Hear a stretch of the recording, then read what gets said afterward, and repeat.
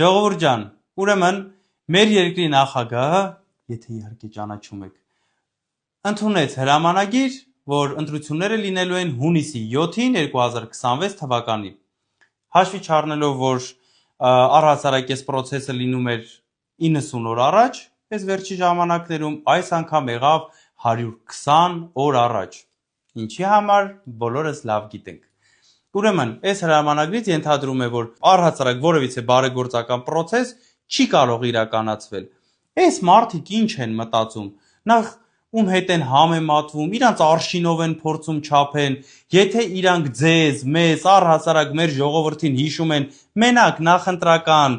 շրջաններում իրենց փուչ խոստումներով 7 տարի ապացուցված, որ ոչ մի իրանց խոստում չեն կատարել, որևիցե ինչ որ տենց բարի վերաբերմունքով, ինչ որ ուշադրությունով,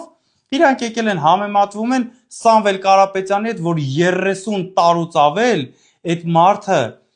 իր սեփական աշխատած գումարով եղել է մեր ժողովրդի կողքին, սկսած սովորական ուսանողի վարձավճարից միջև եվրոպական ստանդարտներով մեծ հիվանդանոց կառուցել ու նվիրել մեր ժողովրդին։ Փետրվարի 7-ից բոլորի համար կանոնները նույնն են, թե մեր համար, թե ՔՊ-ի համար։ Եվ ինչ է անում ՔՊ-ն։ Փետրվարի 9-ին ՔՊ-ի մարզպետը որոշում է կայացնում պետբյուջեից օգնություն բաժանել։ Պետբյուջեից մեր, ձեր գրպանից օգնություն բաժանել։ Ուզում եմ հասկանամ, այդ դուք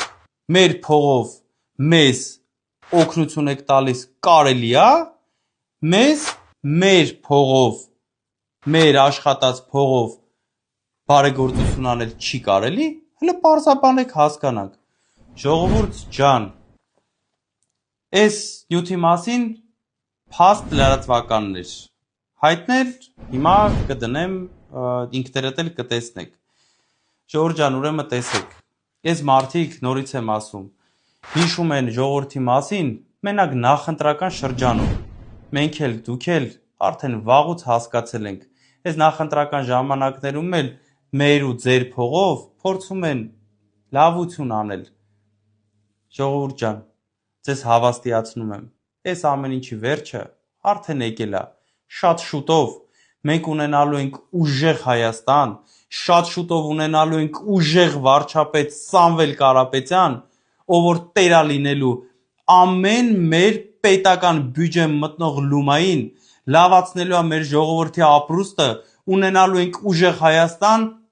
ուժեղ տնտեսություն